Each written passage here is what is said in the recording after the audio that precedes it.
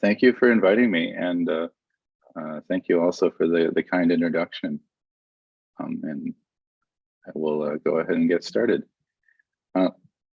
So when I was preparing this talk, I thought a lot about how I use machine learning and how that relates to the goals I have as a physicist. And I found it rather interesting to approach the work I do from this angle, because really machine learning is everywhere in physics, and I'll try to motivate why that's the case in these opening slides. So HEP experiment is really, if you want to be glib about it, it's really 3 easy steps. You collide particles, you take pictures, and then you infer parameters. And of course, this is an understatement because each of these steps requires teams of thousands of people. Right? It's very challenging to do this work. And of course, in this talk, I won't be talking much about exactly how we collide the particles, how we take the pictures, how we build our detector. I'll leave that to other people, but I'm going to focus a bit on how I infer parameters, how I take our raw data and distill it into something meaningful about nature. And it's interesting to point out that actually humans and machines have been working together to infer parameters for a very long time now.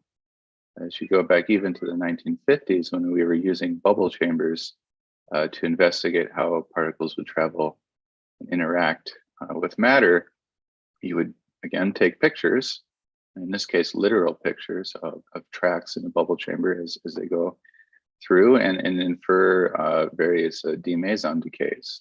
For example, here is a neutrino proton interaction that produced a D star, a proton, and a muon. And these pictures were analyzed by a combination of a human and a machine, where the machine, you would use a little tractor ball to trace the path of these outgoing ions, outgoing charged particles. And then internally, the machine would track where your position is and then turn that into a momentum measurement.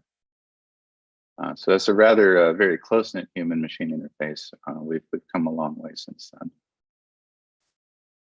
So the dream of inference is that you have this probability function of your standard model plus some parameterization of all possible beyond standard model physics, given an observation, that is all the raw data, all the 100 petabytes of data that we collect from our detector. Now this already is a doubly a dream, because in reality, we're a bit more frequentist. We aren't sufficiently Bayesian to be able to put our model on the right, because that would require us to have a prior.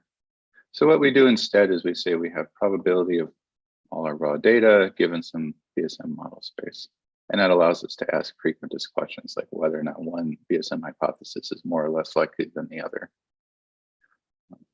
But of course, this is also intractable, right? We need to reduce both the model space and the data space. And in the model space, there's several options. The way I'm going to present my personal view on reducing the model space in terms of what new physics we're probing is via Higgs characterization and an effective field theory. And I'll get a bit into what those mean later in the slides. And then for reducing the data space, well, this is an excellent spot to deploy machine learning, because we have raw data that is, several billions of independent, identically distributed events, each of which has, a feature vector the size of about a megabyte. So that's an excellent place to use machine learning. Okay, so by way of outline, I'll start by discussing why Higgs characterization is important. And then I'll go into jet flavor taking for Higgs physics and show some results, and then briefly motivate why we would like to go to an even higher dimensional model space with effective field theory, and then some possible avenues that we could explore to probe that space. So 10 years ago, Higgs was discovered, and the leading channels in terms of the sensitivity were actually rather small pieces of Higgs overall decays. Even though Higgs decays almost 60% of the time to BB bar, the discovery was only with gamma, gamma, and ZZ, a tiny fraction of the total So I want you to keep this this tau tau plus BB number in your head, right? It was giving a significance of only 0.5 sigma, whereas gamma gamma and ZZ to run one were 3 to 4 sigma. And even at that time, this discovery was already enabled by machine learning. Right? We have quotes from the discovery paper saying something like, this analysis uses multivariate techniques, which is just another word for machine learning. Back in that day, we used different terminology. And it achieved a 15% higher sensitivity with respect to a human-designed cut-based analysis, as we call it. Similar for ZZ, the electrons are selected using a multivariate identifier. In both cases here, this is a boosted decision tree, so not exactly the state of the art, but it's certainly an effective tool. 11 years on, we're entering precision era. We use what we call the kappa framework, which basically inserts a modifier to any vertex where the Higgs couples to another standard model particle. In this left diagram, for example, Higgs coupling to top or bottom quark running in the loop, or on the right diagram, the Higgs coupling to any fermion. And this modifier universally, increases or decreases this coupling. So normally you would expect all your kappa values to be 1, but then we can use this framework to probe whether or not the Higgs is being produced and decaying at the expected standard model rates. And 11 years on, we're reaching almost 10% precision in many of the coupling modifiers, and the overall Higgs signal strength is now 1 to almost three digits. It's becoming quite precise.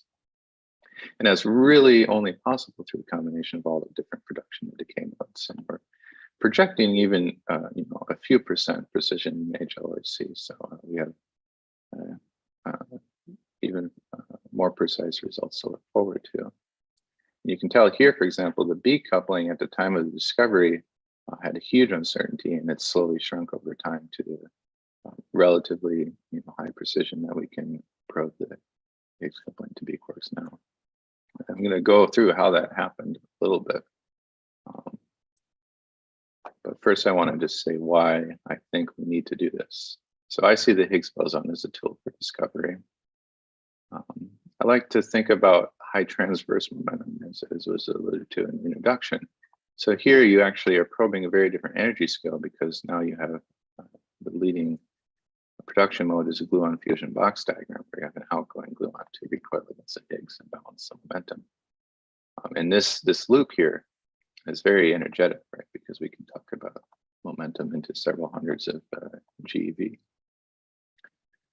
You can parameterize the deviation to be flexible, but as I talked about in the previous slide, rather than scaling the whole production up or down, it's better to scale individual couplings up and down, because then you can isolate different effects and see how they affect the differential production rate. And there are many possibilities for BSM physics in these kinds of diagrams. You could have new particles in the loop. You could have a composite Higgs, which would expands to some UV complete theory inside the blob, or anything else. So it's very exciting to look here. I also want to highlight that it's not only gluon fusion, but there's also vector boson fusion production and VH associated production that I'll mention later in these slides. I want to introduce exactly those Higgs production modes in case you're not familiar with them. And I also want to highlight Higgs to CC, because this is a yet unseen coupling. We've seen the Higgs coupling to several different fermions, and even evidence for Higgs coupling to muons, a very light fermion.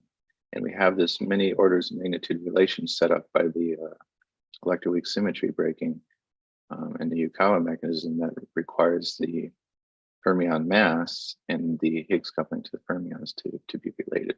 And you can see so far all evidence points to this being true. But we have yet to see charm, and it's worth looking and confirming that it behaves the same as the rest. Okay, so let's go on to jet flavor tagging. As I discussed, I am very interested in high transverse momentum Higgs production. So here's an example of event display where you have candidate Higgs jet coming to the left here with this large spray of particles and a recoiling jet to the right. The reason why I care about hadronic Higgs decays is because if you're in this high transverse momentum region, you already have a rather rare amount of Higgs produced. You don't have very many to start with. So you want to keep as many as you can possibly keep in terms of decays, so you still have a few expected events in your sample. It's really just fighting against the luminosity. And so if we want hadronic decays, either BB or the other hadronic modes like CC, gluon, gluon, etc., you're going to end up in a merged jet because these resonances are, of masses 80 to 125 GeV. If they're boosted by 400 GeV, then all of their decay products will become collimated.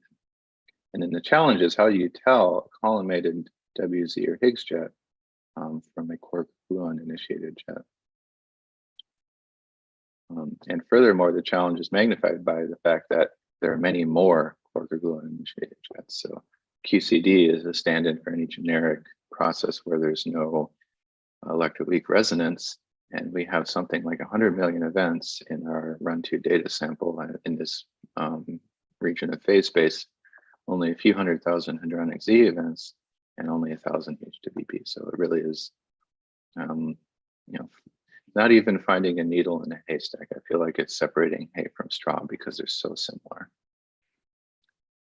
Let's look inside a jet just so we have a concrete understanding of what these look like. So on the right here, I have examples of Higgs to BB jets showing the particle flow candidates. So each of these is something we reconstruct in a detector, either as a charged or neutral hadron or a photon or a muon.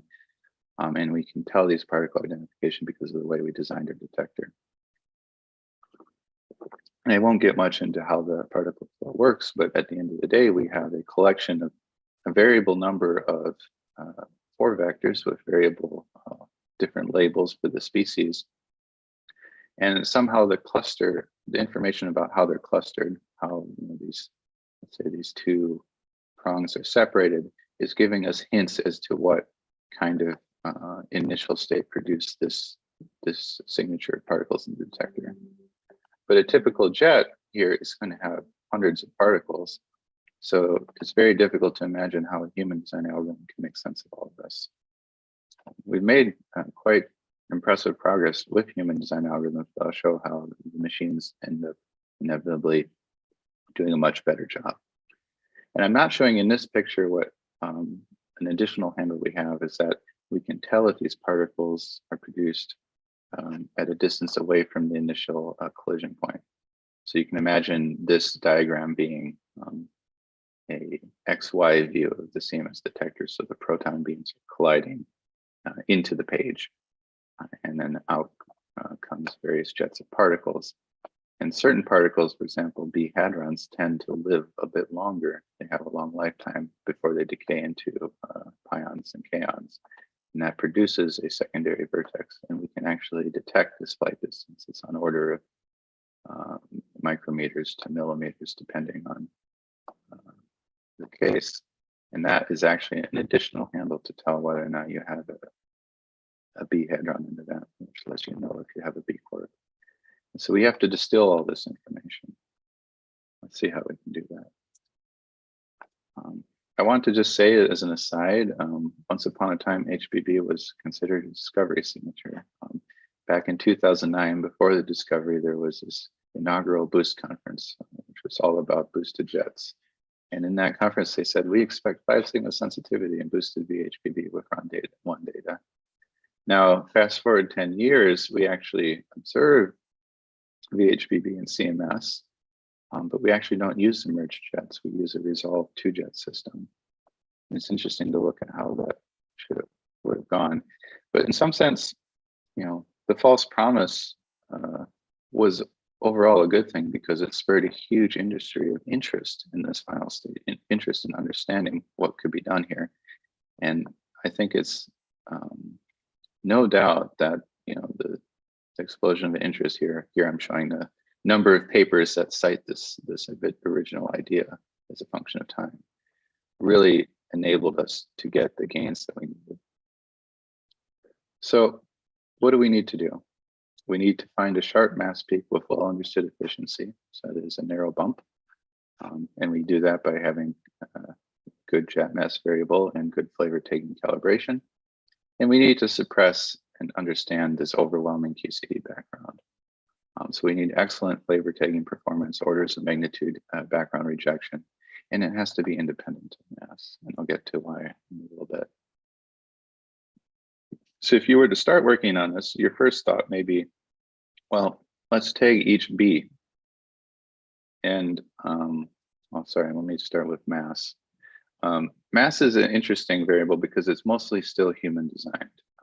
We cluster these particle flow candidates into a jet using what's called the anti-KT clustering algorithm. So this is a human designed algorithm that has attractive theory properties as well as attractive properties in terms of calibration in the detector.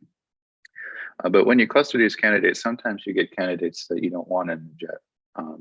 You have spurious particles either from initial state radiation or from other interactions of the protons and constituents in the event. And so soft drop is a clustering algorithm that tries to declustering algorithm that tries to remove this based on a rather simple criteria. What you have this clustering history of all the different particle flow candidates, and then you step back one at a time. And if one leg has a particularly low transverse momentum with respect to the other one, that's the soft term, then you drop it according to this criteria. And this actually sometimes sends mass to zero. So here's an example, the first example in these slides of applying, let's say, a more modern machine learning architecture particle net, which I will explain later. But we're using it in a regression task here. We want to recover this lost portion of events and improve the mass efficiency. And I wanted to bring it up mostly because it's a rather interesting loss function. Usually in regression, you'll have something like mean squared error, but in this case, they used log cosh of the difference in masses to help make it less sensitive to the outliers. It's a common problem in regression. So let's go on to flavor tagging. Generally, the pattern is lower level features plus some inductive biases gain. I'm sure you learned some point in your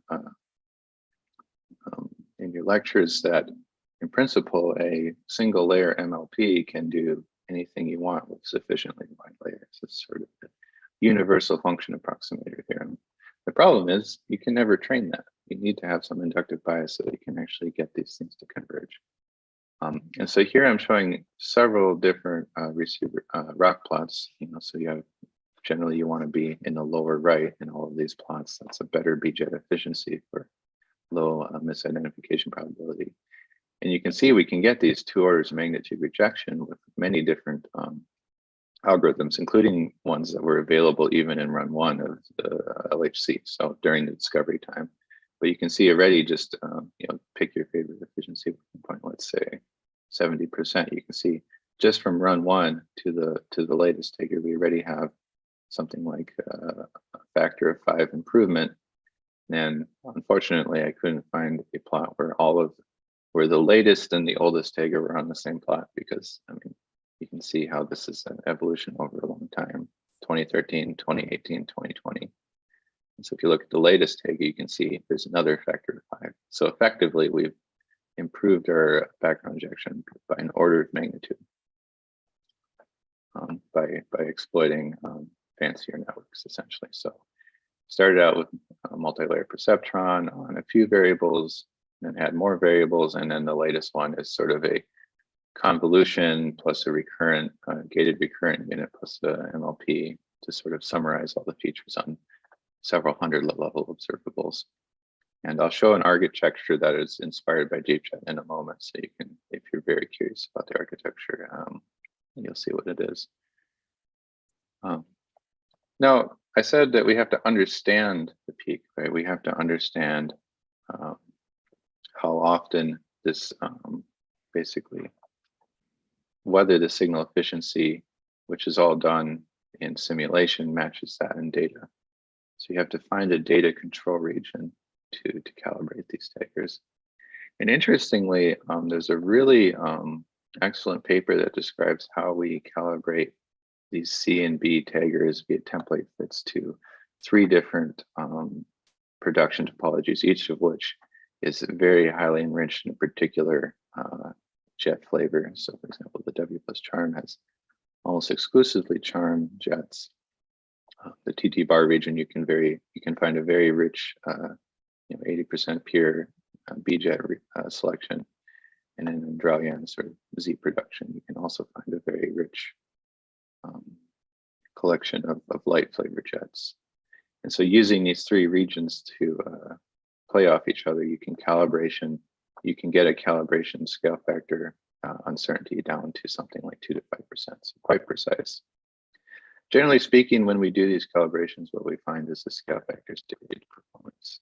If you take the blue line here, what you're seeing is for a given C tagging efficiency here, 0.3, without the scale factors, you have a strong B-jet misidentification of 10 to -1 here, strong light jet mistake. But then when you calibrate, you see that it degrades a bit. One thing that was interesting to see in these plots is that if you take any given working point, you can tell that 2017, these are 2 different years of CMS data taking, actually does perform better than 2016. So this is an example where changing your camera, that is upgrading your detector, has direct impacts on your ability to do C tagging and improved it quite a bit. So it's not always about the algorithm. Sometimes you really just have to improve your camera. But nevertheless, the algorithm improvement is staggering.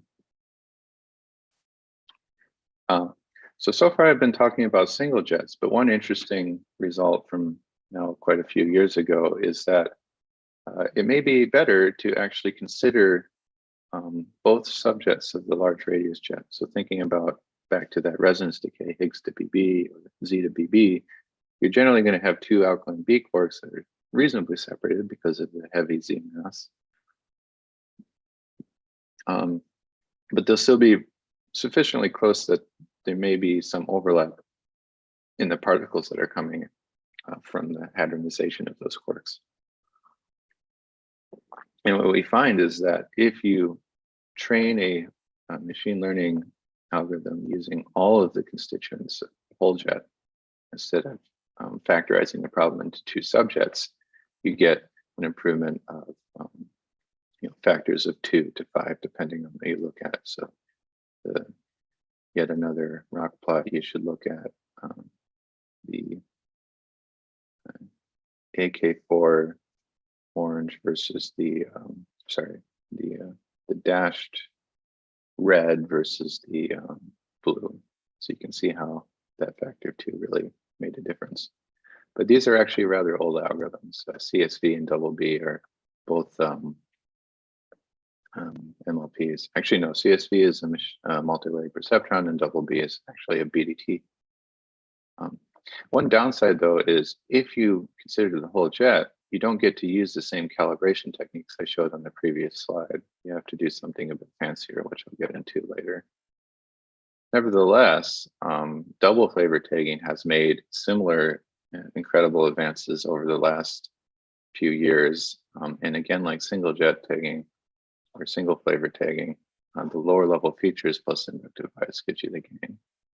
So sort of the oldest algorithm, double B, it's a boosted decision tree on expert variables. Then we adopted, let's say, ResNet, residual convolution network, and just fed it in the particle flow and secondary vertex observables. Then, right around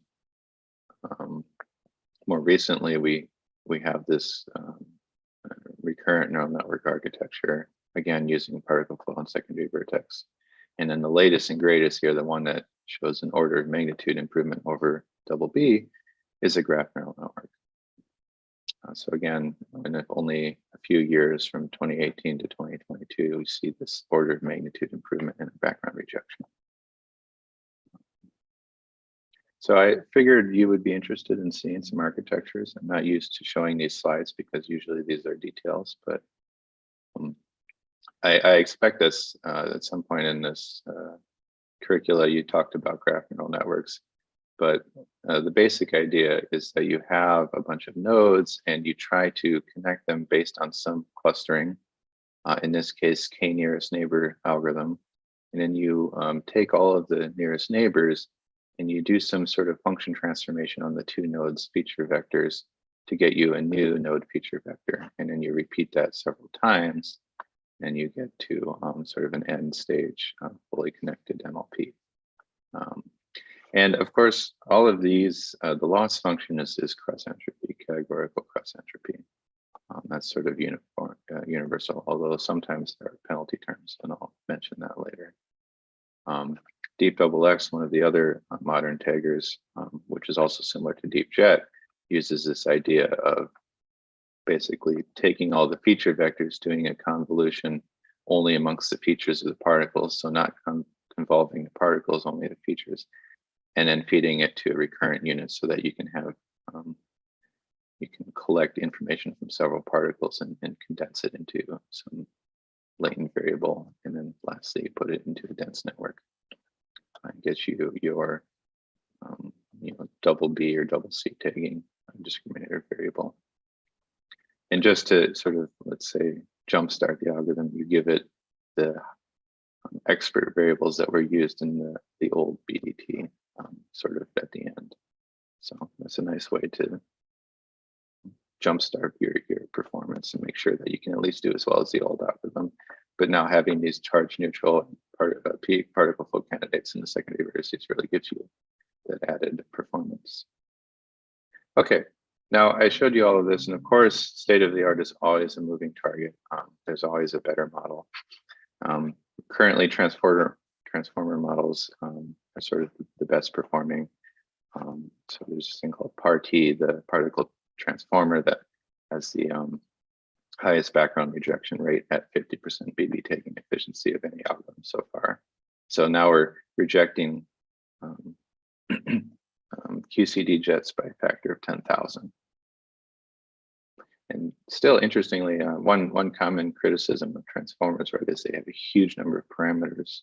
If you compare the number of parameters relative to some of these other ones, so for example, here, particle net is the graph neural network has an order of magnitude less weights, but on the other hand, transformer has less floating point operations. So in terms of computing costs, it's still under control, despite the fact that there's a large number of weights. And this is a growing concern with these machine learning algorithms. Is the number of floating point operations that we have to do per event do matter, right? Because at the end of the day, we have to process billions of events. So keeping the computational cost of your network under control is an important part of algorithm design. Okay, I want to mention a bit about what is important in these taggers. You can probe this by doing what's called ablation studies, where you remove certain inputs and retrain and see how much lower the loss is. And so this was done with Deep AK8, one of the taggers. And you can see that if you only provide the particle flow kinematics, you get some performance along this red curve. If you add information about what species of particle flow candidate is, whether it was a muon or a charged or neutral hadron, you get, let's say, a factor of 5 improvement. And then if you add the secondary vertex information, the thing that really keys on these long-lived B and C hadrons, you get this order of magnitude improvement. So it really is a combination of everything to get the performance that we have now. And you can see why trying to do this with expert variables is a huge challenge. Okay, so how do we calibrate these double taggers?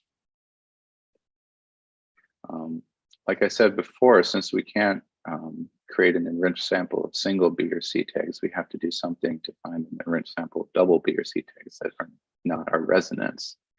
And luckily, gluons like to split into quark-antiquark pairs all the time.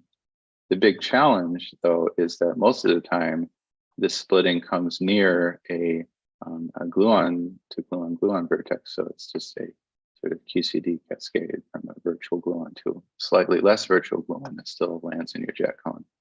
And this is very much not signal-like, and we would have labeled this as background in our tagger, right? So we need to find some way of calibrating in data through some mostly orthogonal selection to pick out something that should be indistinguishable from our signal labels, because in our signal, instead of a gluon here, you would have a Higgs. And these have much more similar characteristics. In principle, they're almost indistinguishable versus the more dominant contribution.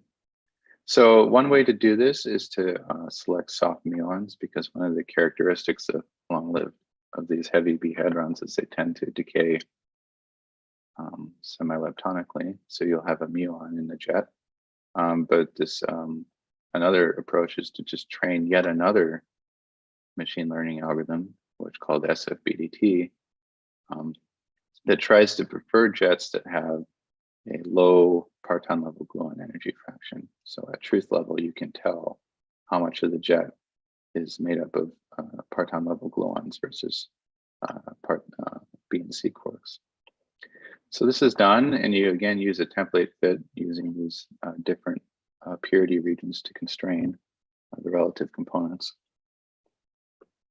And you fit it on the leading secondary vertex mass. So the idea here is that this is sufficiently decorrelated from what the Tagger is doing that you can leverage it to figure out the relative proportions in data of these regions.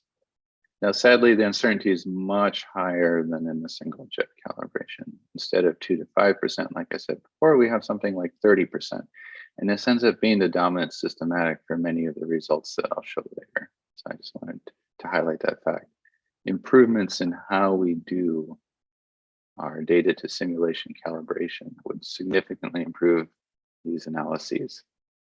And work in that direction is ongoing. We are starting to think about how we can do domain adaptation to avoid even having to calibrate in the first place, right? You can imagine, for example, using some portion of your data to ensure that your labeled training in your simulation and your unlabeled information in your data are similar in how they behave, so that you don't have to perform this calibration step in the first place.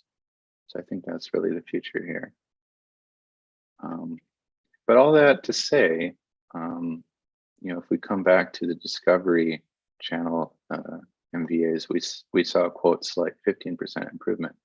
And here I grabbed sort of a more modern CMS result on photon identification efficiency. So this is a slide deck full of rock plots. And again, here we have the disparity between the human design cut-based algorithm, the dots, and a machine learning algorithm in the lines. And you can see there's something like, tens of % performance improvement, but it's nothing like the order of magnitude performance improvement that we're seeing in these jet identification algorithms over the past few years. So it really is, this order of magnitude improvement really just unlocks a region of phase space that we just couldn't probe before.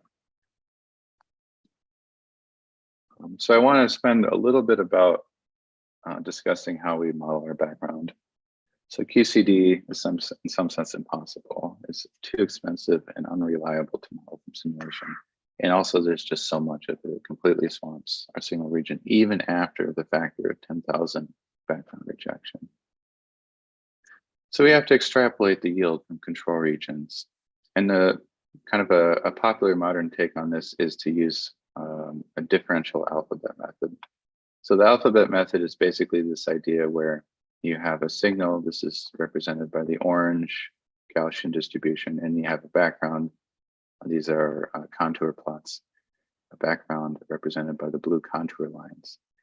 And the thing to notice here is you have two variables, in this case, the tag variable. So let's say the machine learning discriminant output, and then the jet mass on the other axis, and they're relatively independent. And so what you can do with that information is you can make the extrapolation assumption that the number of background events in, say, region A divided by region C is roughly the same as the number of background events in region B over region D. So this is what's known as the ABCD, or the alphabet method. It's been used in HEP analyses since forever. What we're doing now is we're basically imagining that each of these continuous bins in the distribution represents its own ABCD region, and you let this approximate equal sign be represented by some low order polynomial that extrapolates from bin to bin. And it allows us to take a control region that is completely dominated by orders of magnitude more background events, multiply it by some transfer factor, and get us an accurate modeling of our background in the signal region.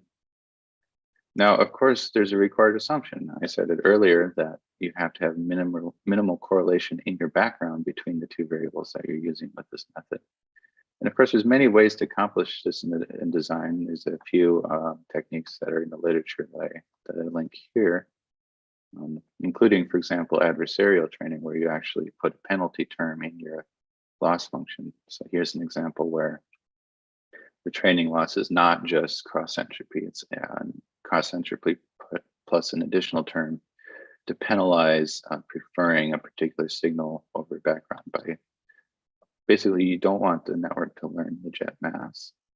It has all the information it needs to learn the jet mass, but you have to purposely prevent it from learning that. At the end of the day, the most effective way to do this turns out to be just to engineer synthetic signals at many different mass points.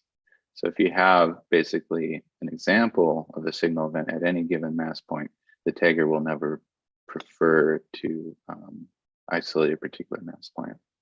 And this is something we can do in our simulation. And that turns out to be the most effective. And you can kind of think of it as marginalizing over the variable. You basically have many examples and then the network doesn't tell the difference. So now hopefully you have a whirlwind view of how we select jets for Higgs events, and I'll go into how we profit from doing that. So this enables boosted Higgs to BB. So like I said, this is the thing that I like the most. We're talking about a Higgs jet at 450 GeV transverse momentum. It's all collimated into a single jet. And you can see here backgrounds of the W and Z jets. And then the Higgs is a little bump over the background. And what we've seen is a 2.5 sigma excess over the background. And it gives us something like 40% precision in the Higgs to BB signal strength. So not quite the 10% I showed in the coupling plots at the beginning, but it is also an extreme regime of Higgs transverse momentum. The prediction of this process was challenging enough to deserve its own Higgs cross-section working group white paper. And what's interesting about it is actually the signal strength is a bit high. It's a bit more than the theory prediction. And we trust this because we validated the Z signal strength to be very close to the expected value. And I'm excited to show you that this result has evolved as of just this August. What we've done is we've split the analysis into both the gluon fusion and the VBF production mode, and retrained the deep double X flavor tagger with reduced features, and that actually improves the performance. So what happened is basically there was a feature importance study using what's called layer-wise relevance propagation, and you can see some information about that in the link. And it showed that some of the input variables were essentially noise, and by removing those input variables, we actually achieved a better overall performance. So there's an example where adding everything may be detrimental. Sometimes you really want to remove noisy features, because at the end of the day, it's all about how well you can regress to the optimal function, the optimal discriminant. So anything that removes noise helps you get there quicker.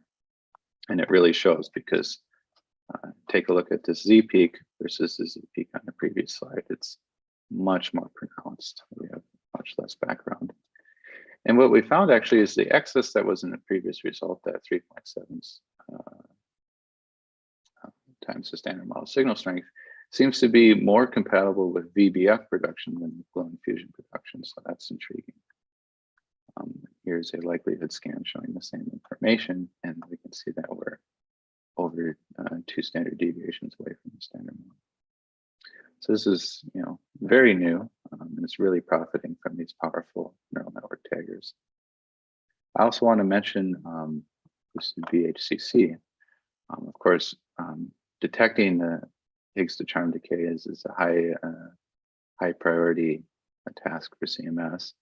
And there's been traditionally a very complex resolved jet analysis using, again, the most advanced neural networks for single flavor tagging. But what's novel is in the last result, a merged jet analysis was added, basically using a particle net double charm tag jet. And you see that the merged jet analysis actually has more sensitivity than the resolved jet analysis, even though you're in the verified phase space of high PT production. And again, this is validated using a standard model candle. So in this case, VZ to CC, and there you have the first observation of Z to CC at a Hadron Collider. So we're closing in on the standard model Higgs to charm branching ratio. We're about an order of magnitude away, but we can expect with further advances in flavor tagging and more data that we may actually be able to observe the Higgs to charm coupling. Okay.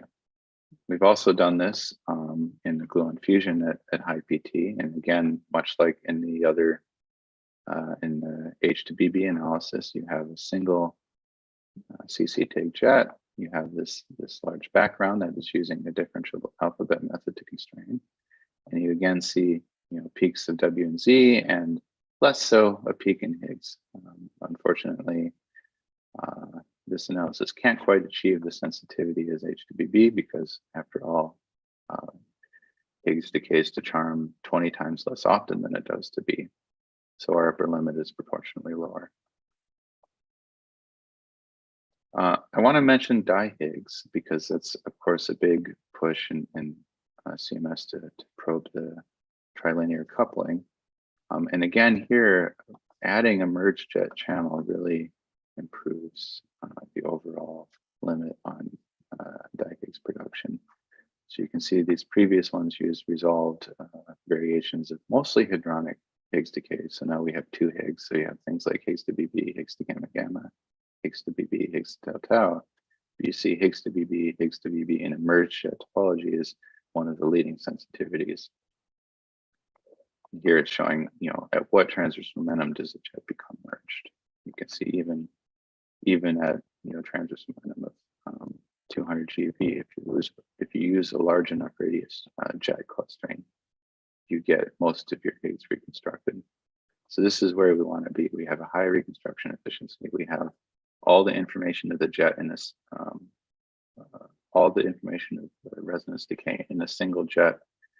And then we can deploy these machine learning algorithms to tease apart the BB from the background.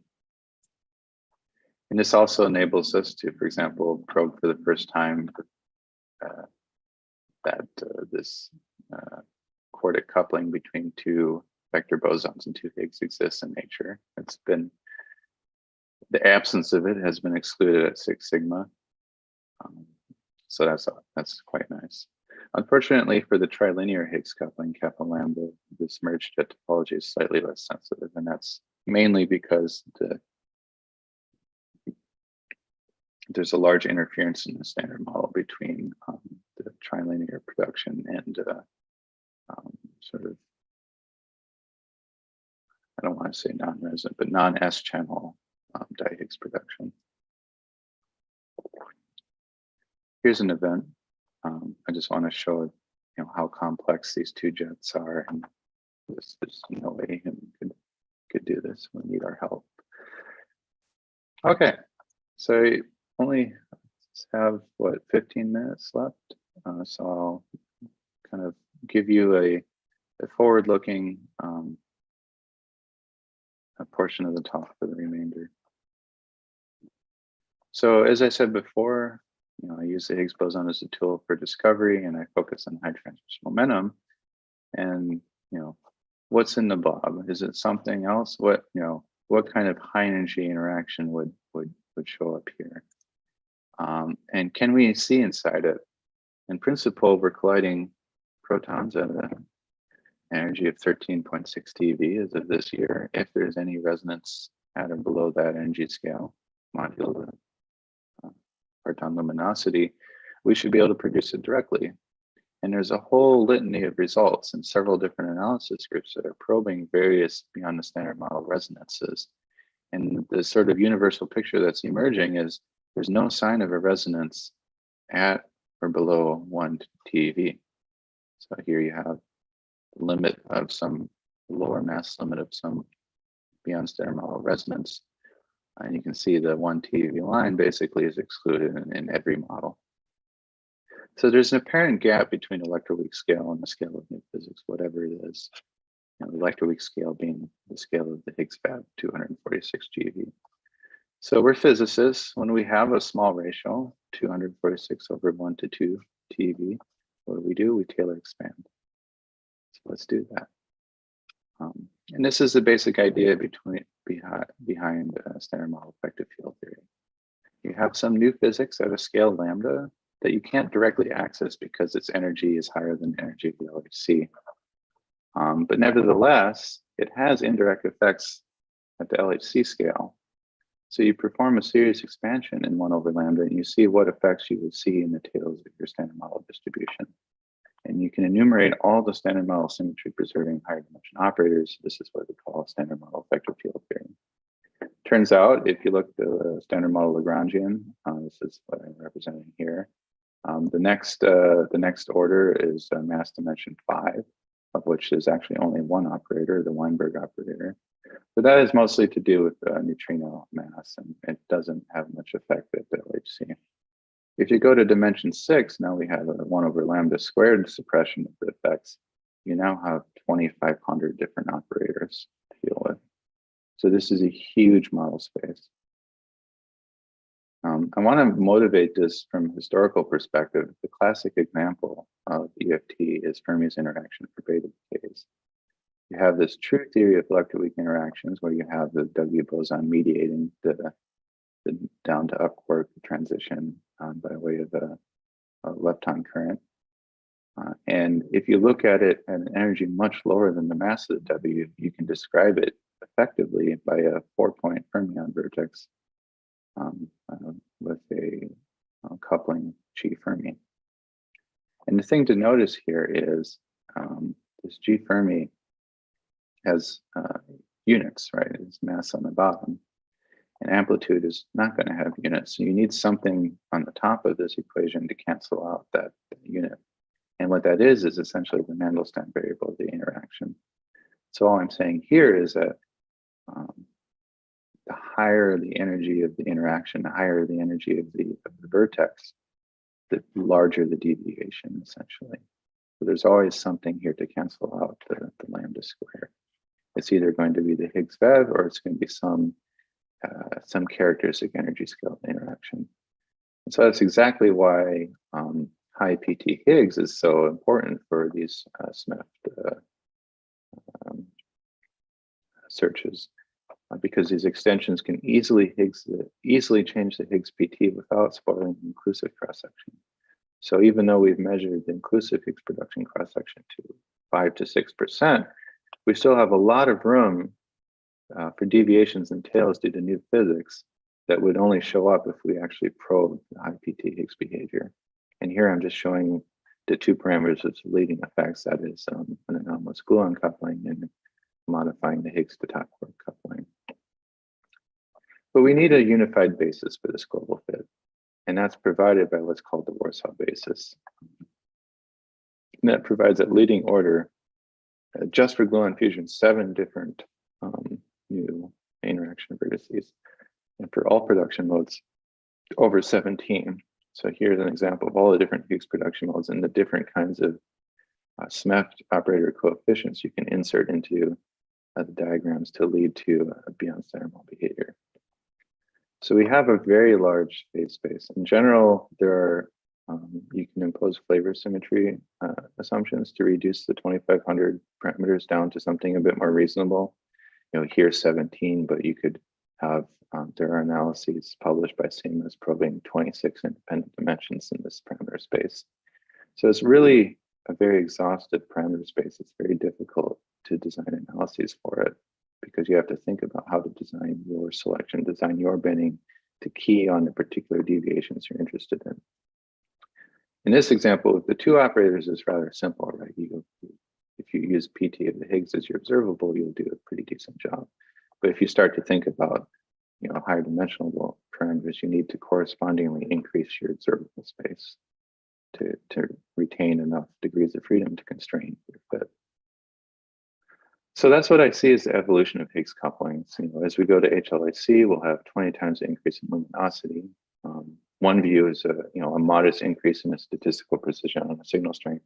But I think a much more charitable view is to think that now we have 20 times more differential bins at the same precision as we do now to be able to constrain more dimensions in the CFT parameter space. And looking further down the future, I think it's clear we need a Higgs factor, right? I'm just taking a quote from the SNOMES process in the United States, which said, the standard model will not be complete until we verify that the standard model predicted couplings exist, and any deviation we find must have a cause, which we hope to find and understand. So I think it's, we have a bright future for the HLHC, but even more bright if we can get our Higgs factor. So how can we reduce this huge data space to deal with parameters? I'm going to spend the last few minutes discussing that.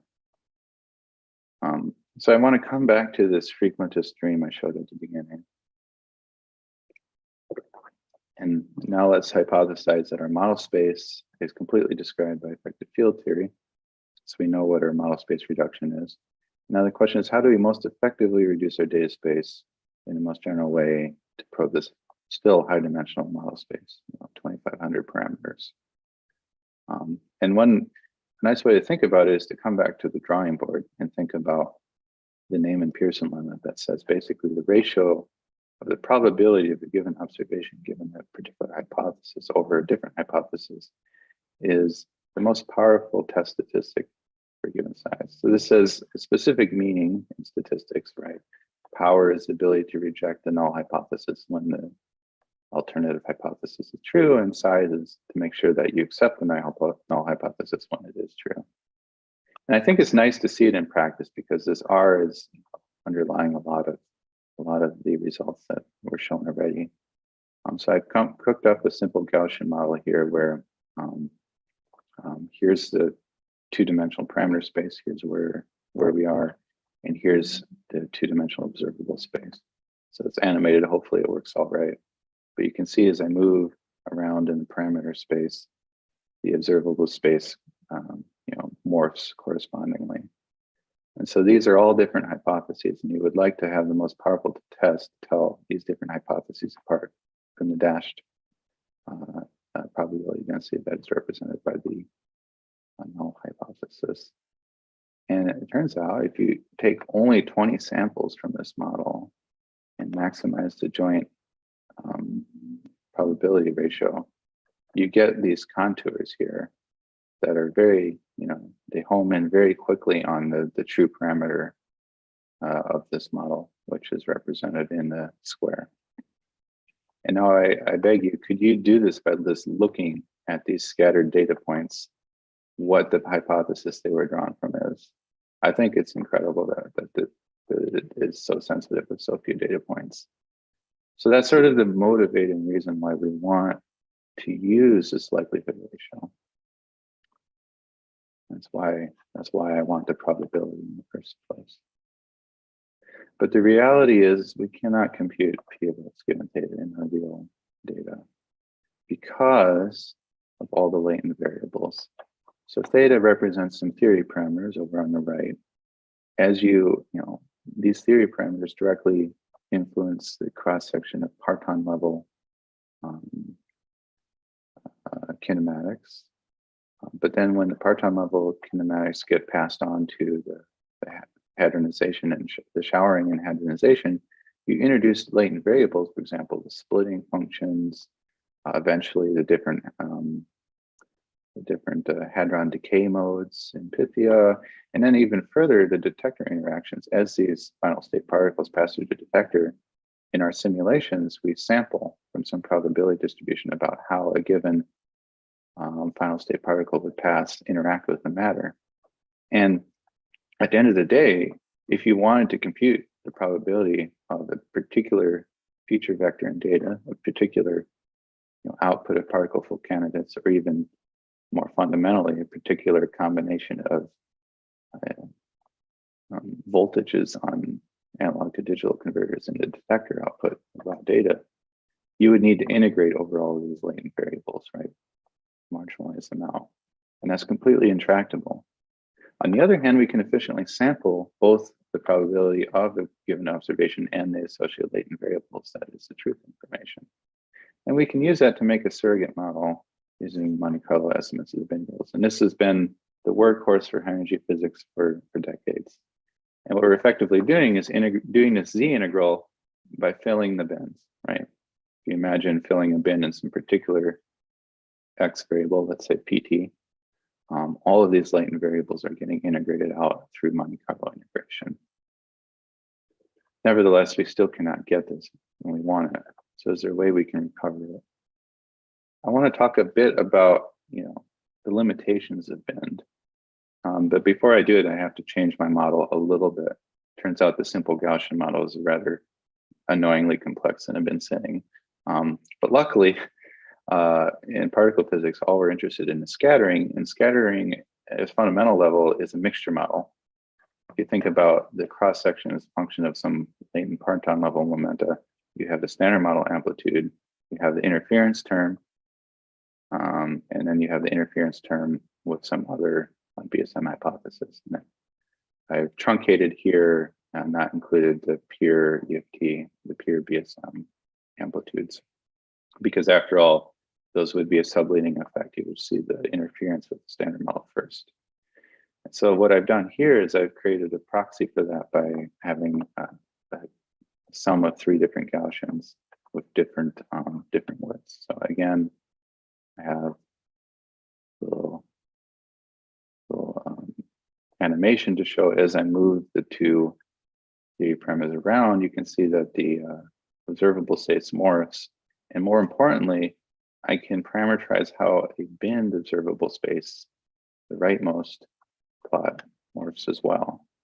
And so what we would like is to take this model and fit it to some observation.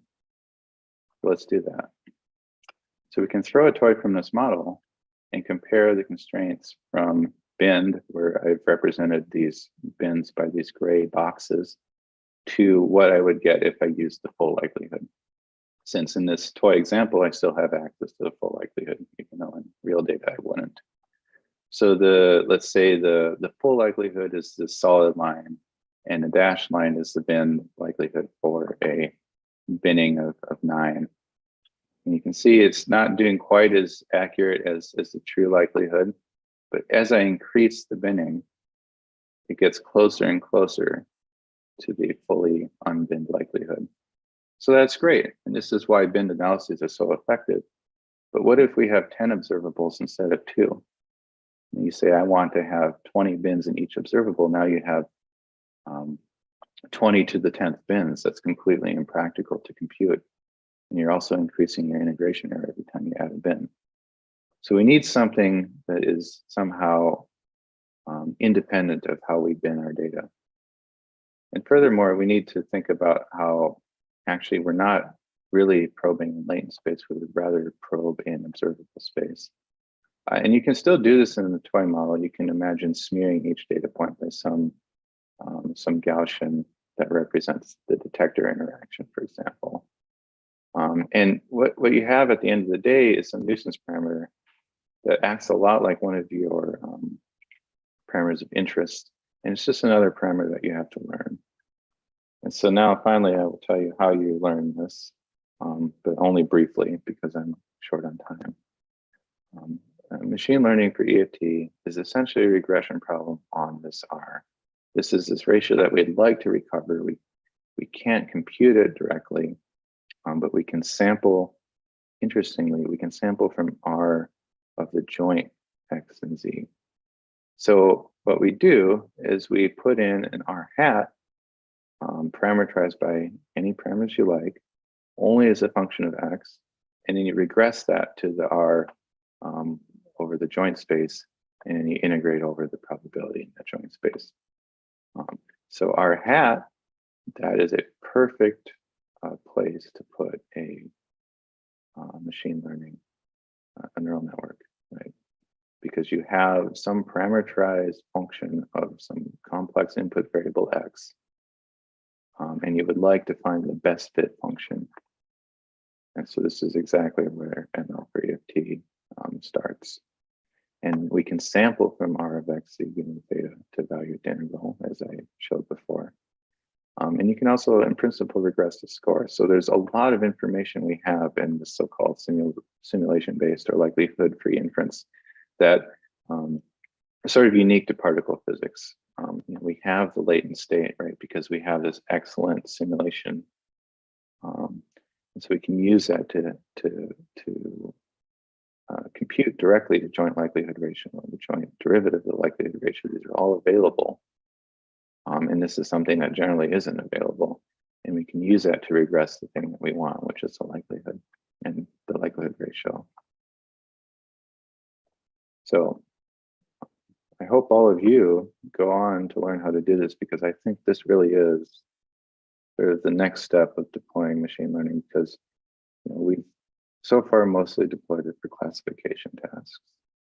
But now we need to deploy it to reduce our data space and still get these powerful test statistics, these likelihood ratio test statistics. And machine learning for a test statistic means that the output of your neural network directly goes onto the final plot in the paper. So we need to understand exactly how to do this regression well and how to validate that we do it well. This is going to be challenging. This is, I think, the next step. And why do I think it's the next step? Because it gives us a huge advantage.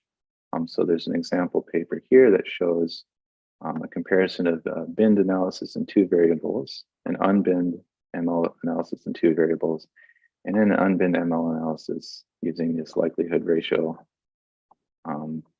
learning the likelihood ratio on 18 features. So something that you really couldn't bin easily. And you can see that this unbinned ML on 18 features for every Wilson coefficient here has a much better constraint. So this is what we stand to gain. So let's do it. That's all I have. Thanks for your time, and I will take any questions now. Let's thank Nick Smith, and time for a couple of questions.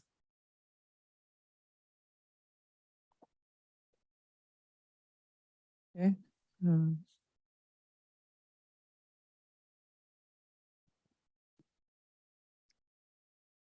I hope I'm audible. Okay, yeah. First of all, thanks a lot, Nick, for such a nice talk.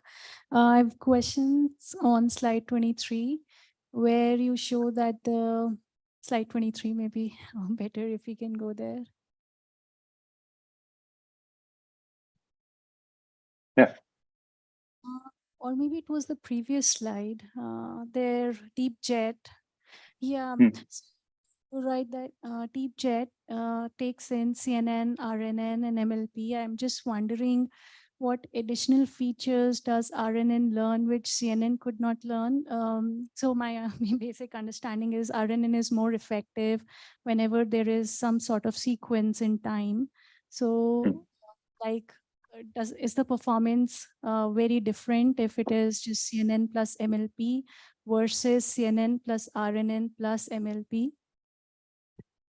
Yeah, so let me go actually to DeepX, because this architecture is basically the same as DeepJet, and it has similar input features. The only difference here is instead of double B features, you have some more high-level secondary vertex features. But essentially, DeepJet and DeepX are very similar. And the thing I want to draw to is the convolution is rather,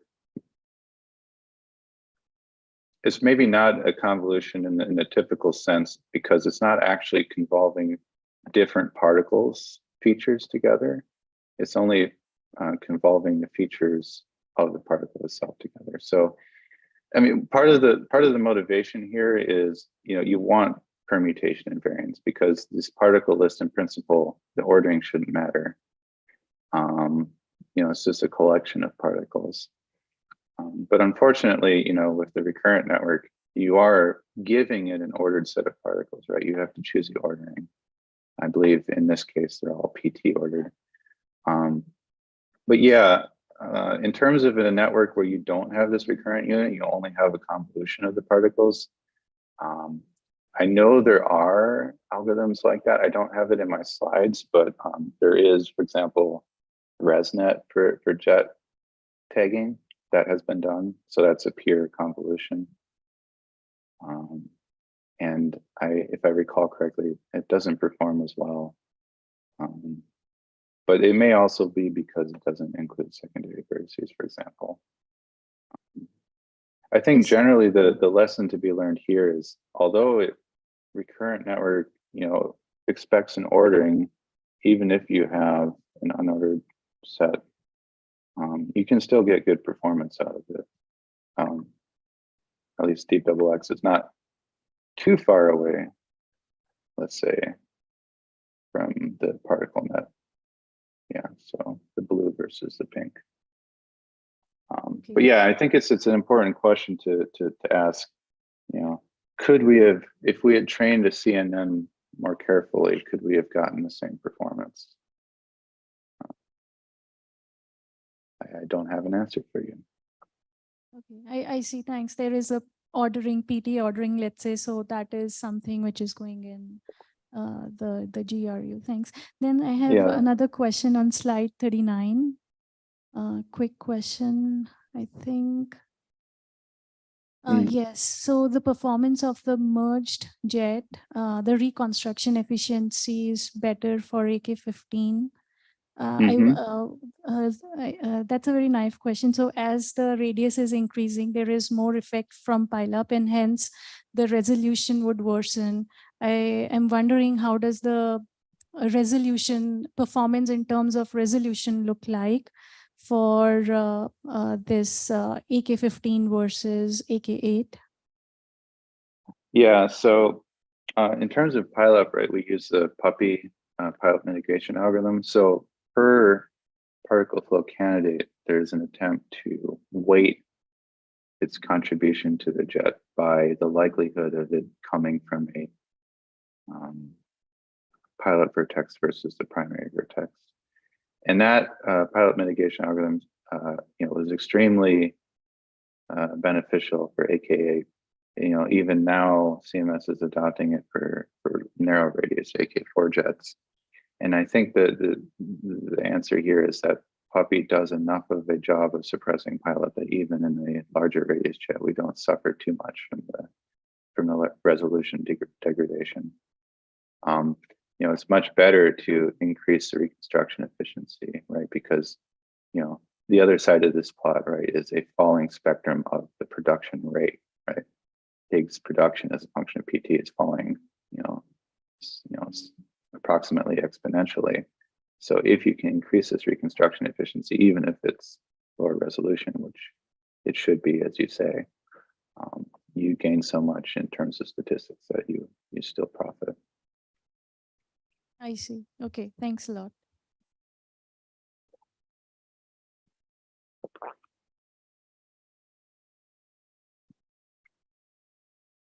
Hello. Yes. So in this slide only, so this is Higgs channel you are looking. So have you checked this triple Higgs coupling? Yeah, so on this next slide is actually showing the various public results on CMS with regards to the triple Higgs coupling. And you can see that this merged jet topology is contributing, but it's not the most sensitive channel with regards to probing the triple Higgs coupling. That would be BB gamma gamma.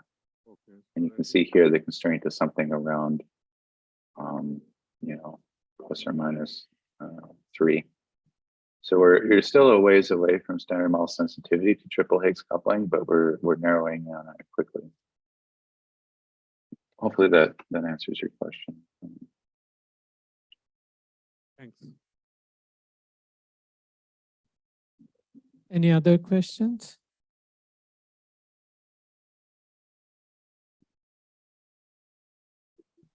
I don't see any other hands raised. So if not, then let's thank Nick Smith again.